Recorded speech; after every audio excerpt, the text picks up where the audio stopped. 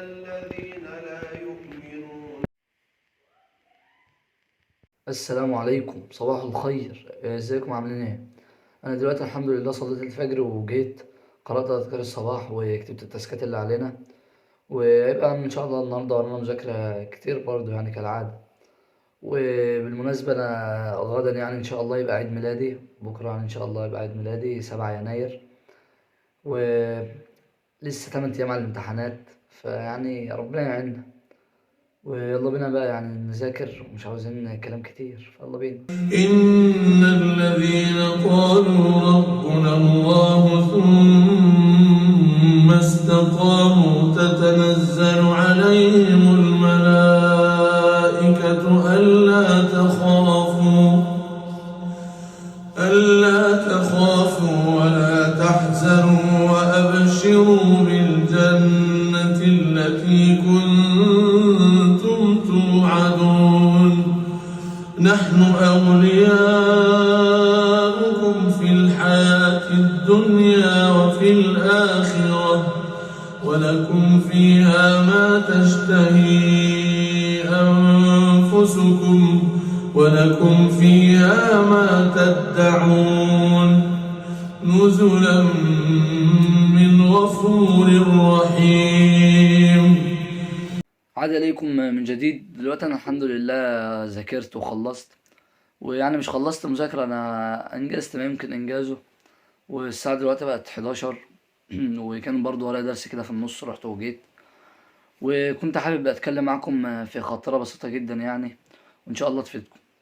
الا وهي ان احنا ساعات بنضغط على نفسنا في الدراسة والحياة، وكأننا مثلا مطالب مننا ان احنا نبقى كاملين او مثاليين. بس الحقيقة ان ربنا ما طلبش مننا ان احنا نبقى مثاليين.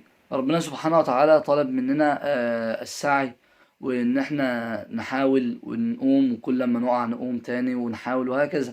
وهو ده السعي. يعني مثلا في الدراسة مش كل يوم هتطلع بنفس الطاقة، يعني مش كل يوم طاقتك واحدة في الدراسة. مرة هتجيب برضو نتيجة حلوة ومرة هتجيب نتيجة وحشة، وده الطبيعي. انت مطلوب منك الالتزام فقط مش اكتر، انت مطلوب منك الالتزام من مذاكرة والتزام ومحاولة، وده هو السعي. اما النتيجة فدي مش بايدك، دي حاجة بايد ربنا.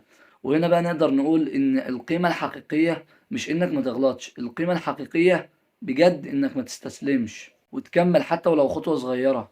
ربنا شايف تعبك وشايف مجهودك وشايف نيتك، ومش هيضيع نية حد صادق. المهم اعمل اللي عليك وحاول على قد ما تقدر، وسيب الباقي على ربنا. وبس كده، ده اللي كنت عاوز اوصله لكم. فدلوقتي بقى ان شاء الله نكمل مذاكرة يعني لحد الظهر، فيلا بينا.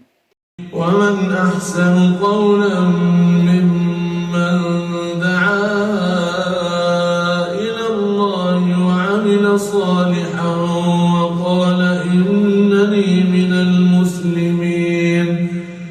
ولا تستوي الحسنة ولا السيئة، ادفع بالتي هي أحسن فإذا الذي بينك وبينه عداوة كأنه ولي حميم.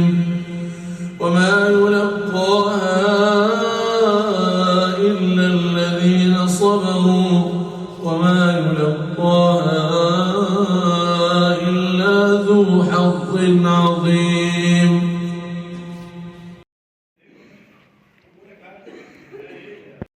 عاد عليكم من جديد. دلوقتي انا الحمد لله صليت العصر وجيت، والمفروض ان كان في سؤال جالي كنت حابب اجيب عليه يعني، وهو ازاي اذاكر مدة اطول. هو السؤال ده انا بقسمه لشخصين يعني. الشخص الاول هو اللي بيذاكر مثلا ربع ساعة ومش بيكمل، او اللي ما بيقعدش على الكتاب خالص. هما الاتنين نفس الريتم يعني، او نفس الحاجة يعني. والشخص التاني وهو الشخص اللي بيذاكر مثلا نص ساعة او ساعة ومش بيرجع تاني، ويرجع مثلا ياخد الراحة ومش بيرجع تاني. فبالنسبة للشخص الأول وهو اللي ما بيذاكرش خالص أو بيقعد ربع ساعة وما بيلحقش يكمل، هو أنا بفضل لك تقنية البومودور تكنيك. الطريقة دي هتفرق معاك جدا إن شاء الله، وطريقة كويسة، واللي هي 25 دقيقة وخمس دقايق راحة. هتكرر نفس النظام ده 4 مرات، بعدين تاخد بقى نص ساعة راحة. وبالنسبة للشخص التاني بقى، وأنا برضو يعني بمشي بالنظام اللي هو 45 دقيقة وربع ساعة راحة.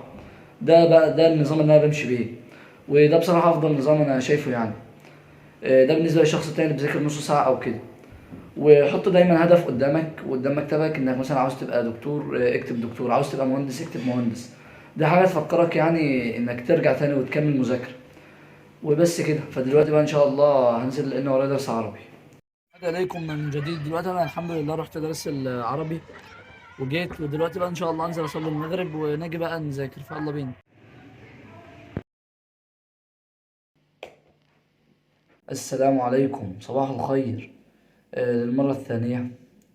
انا رحت صليت المغرب وجيت عاوز انام حرفيا. فنمت بقى وصحيت دلوقتي الساعة دلوقتي 2. صليت العشاء وهقعد بقى يعني أذاكر. والنهاردة إن شاء الله عيد ميلادي، وكل سنة وأنا طيب يعني. ودلوقتي بقى إن شاء الله يعني هنذاكر لحد الفجر بإذن الله، فيلا بينا.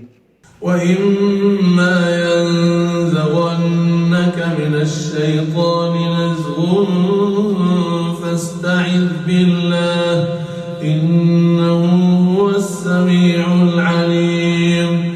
ومن آياته الليل والنهار والشمس والقمر لا تسجدوا للشمس ولا للقمر واسجدوا لله الذي خلقهن إن كنتم إياه تعبدون. فإن استكبروا فالذين عند ربك يسبحون له بالليل والنهار وهم لا يسأمون. عاد إليكم من جديد. دلوقتي أنا الحمد لله قعدت أذاكر، ودلوقتي قرآن الفجر بيقول. مش عارف انتوا سامعينه ولا لأ.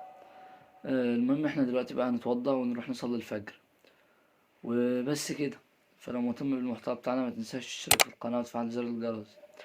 وملحوظة بس عشان ما تتلخبطوش، هو النهاردة الأربع اللي هو 7 يناير، وأنا عامل الفلوج من امبارح فلحد النهاردة. والنهاردة عيد ميلادي، ما تنسوش تقولوا لي كل سنة وانت طيب. وبس كده. ما تنساش بقى تشترك في القناة وتعمل لايك عشان الفيديو ينتشر، وبس كده. فيلا، سلام.